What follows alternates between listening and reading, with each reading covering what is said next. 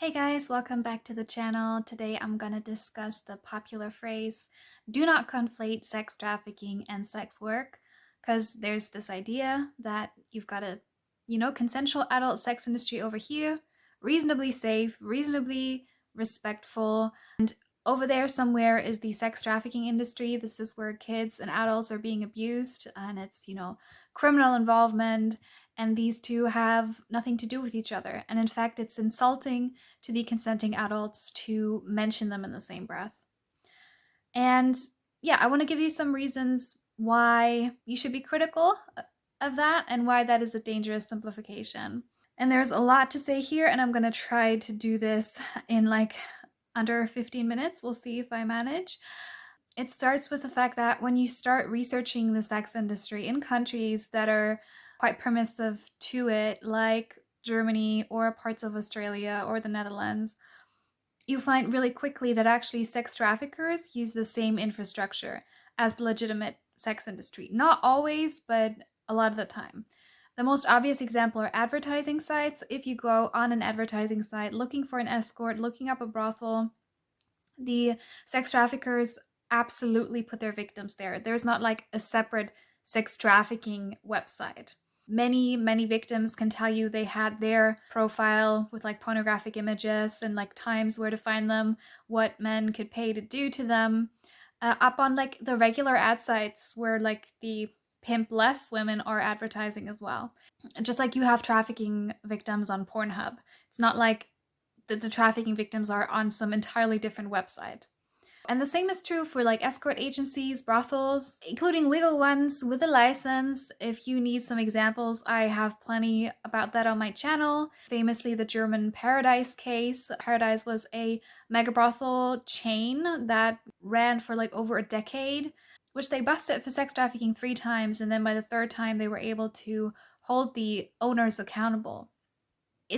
It's both true that online you've got the ad of the sex trafficking victim next to the woman who doesn't have a pimp, and the same is true in the brothel. One woman is under the control of the Hells Angels, the one in the next room just is a single mom with 3 kids, which if you ask me is exploitative enough, but if you're of the school of as long as there's no pimp it's fine, then even then the neat separation doesn't work. And so if you're a social worker or a cop or a sex buyer and you go into a brothel or you call up a escort hotline, you use these websites, you cannot be sure that the person you're encountering wants to be there, that they're not under, violent coercion by an individual criminal or an organized group. And that is not just my opinion. There's lots of experts, police. I was reading recently a study, by Dutch experts who are very, very, very pro-prostitution. And they still said if you're a sex buyer and you go into a legal brothel, even like the Windows in Amsterdam, or you call up an escort hotline, you cannot be sure that person wants to be there. You can't even be totally sure that they are adults. And yes, like when it comes to kids, there definitely is a phenomenon of traffickers advertising them as minors, specifically for, pedo criminals, as I like to call them. But there are also plenty, and again, I was just reading a bunch of studies about the Dutch sex industry where they give these minor girls passports, fake passports that make them look over 18. Where the goal is they look very young, but they're not advertised as minors, but they are very easy to control because of their age. And yeah, so you can say these are separate things all you want. The infrastructure that is being used is the same one. And in fact, again, going back to the brothel, Paradise brothel case, the owner of that brothel, when he was sentenced, stated it is not possible to fill a sex industry establishment of the size, like with hundreds of rooms, with just volunteers, women driven by poverty or whatever, not under pimp control. So in the eyes of many consensual sex workers, there simply aren't enough to staff that. And you have to sooner or later do business with the Hells Angels or other organizations.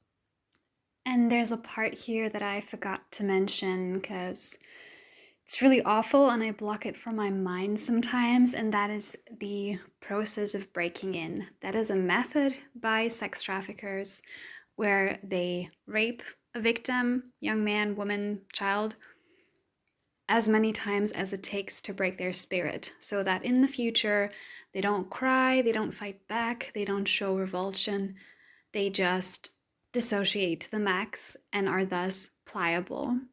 For the non-sadistic sex buyers, which my understanding is the majority, those that don't want to think too much about why they're getting this sexual compliance from this young person. And so the sex buyer who says, like, I don't look for trafficking victims, I don't look for kids, he can feel all high and mighty, but his demand contributes concretely to the crime of breaking in. If, traffickers had enough of a market just catering to the obvious sadists who want someone who resists, who want someone who's fighting back, who want someone who's obviously in distress, they wouldn't need to do this breaking in. But the bigger demand is for compliance and not wanting to think too much. Some sex buyers kid themselves that they can tell, but many, many victims of sex trafficking can attest to the fact that most of their sex buyers did not identify them. A number actually experienced sex buyers telling them confidently, I know you want to be here because you're a student, right? Like a student can't be trafficked. Or you are native to this country. You're not, an impoverished migrant, let's say in Germany, right? A country where people forget that there is poverty. And even though the majority of victims are migrants, it can happen to a local woman as well. Sex buyers might kid themselves, they can tell, but experience of experts, victims, and others says that's just not true. Yeah, that brings me to another point. So the individual who's in the sex trade, even there you can't make a neat separation between trafficked and not trafficked, because you can have an individual who enters the sex trade with a pimp, right? Let's say a woman from Romania, she's under the control of a criminal network. They create these fake debts, and then some years down the line, she's paid off those debts and she is free. But she's got this 5-year gap in her resume, probably didn't finish high school. So she stays in prostitution. Now she makes all the money. Would you say someone who was trafficked and under the threat of violence from loan sharks, threats to their family, who stays in the industry after trafficking, is there by choice? The day that she's paid off her debts and they actually let her go, is she no longer a victim? Or is it more complicated? And it could be the same way the other way around. Let's say a woman entered the sex trade because she just wanted to make some extra money, just, not for survival, just a little extra income. And she, a few years down the line, meets a pimp. Like, she's approached by a pimp who's like, I can help you manage your website, I can drive you to things. But he actually starts, taking lots of money and starts to be threatening and controlling. At different stages in the sex trade, many, many people fall under different legal categories. You can, stop being a victim, for example, by turning 18.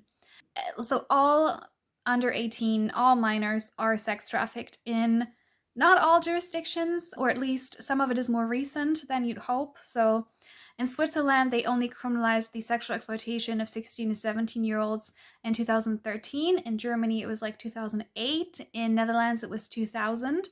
So first of all, child trafficking was legal in a lot of these countries, like in our lifetime. Like when I was a kid, you could have legally trafficked me, but like it was not a crime. But then they raised the age to 18. But still, let's say you are trafficked, pimp or not, and you turn 18. Are you suddenly in the sex trade by choice? Like, do you turn from a sex trafficking victim, a sex trafficked child, a paid to be raped child, into a consensual sex worker because, 24 hours difference? I would say no, it's more complicated. And the problem is with like all the sex work rhetoric that there is a lot of people, sex trafficked adults and minors, who don't see that they're exploited. They're like, oh no, but there is this sex work thing, and it's, I'm in control of my body and I like making money with my body. And this person is just, my manager. It's the sex work rhetoric creates a veil over the eyes of a number of sex trafficking victims who've been exposed to that over and over. and it makes them less likely to seek help. There's a lot of barriers to seeking help from sex trafficking.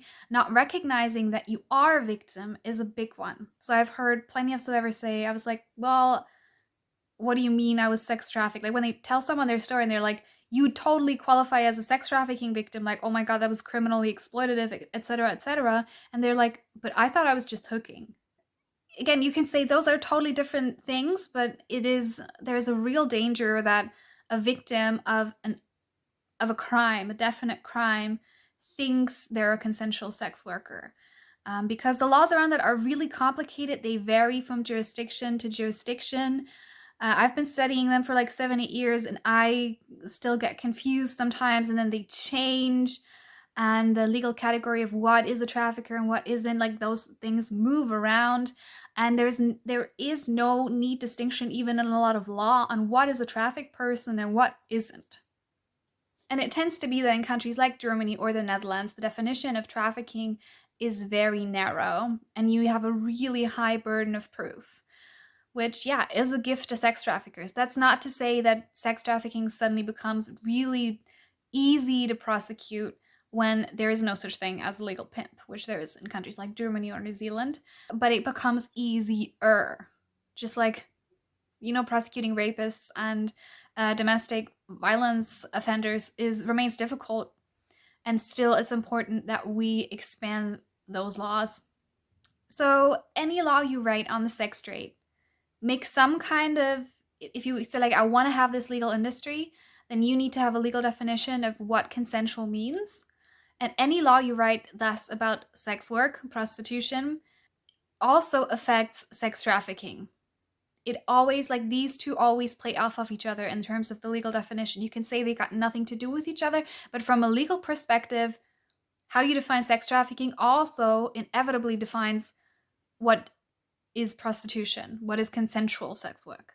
Many other things I could say where the effects of sex trafficking and prostitution due to trauma, addiction, poverty, or even choice, but like just meeting a bunch of dangerous men, because choosing the sex industry does not create a magical shield around you where you only meet sweet guys who are safe and respectful.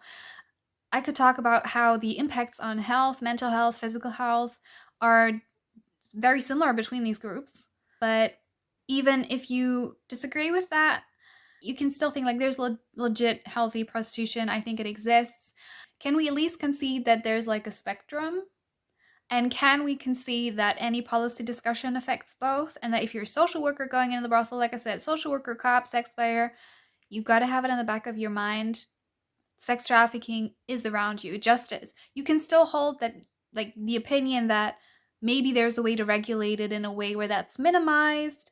And so, but to say that there is no connection and you can never talk about it when it's using the same infrastructure, when it can be the same person at different points of time in their life, like, is just false, and it's dangerous in many ways, especially if you're interacting with that population.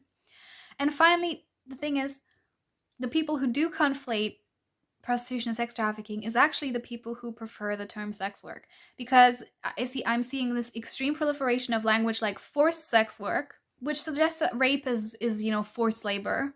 That I see increasingly, and even child sex work, and not just by anybody. Like, I've seen child sex work used by the New Zealand government. I've seen it used by UNICEF at some points in time. You will see it in news stories. Underage sex worker, like sex working minors. The perpetrators are called clients. Like, really keep an eye out who's actually doing the dangerous conflating that really protects perpetrators. So that's some food for thought. Let me know what you think. If there's anything new here, anything made you think, something you disagree with, perfectly fine. Thanks for listening.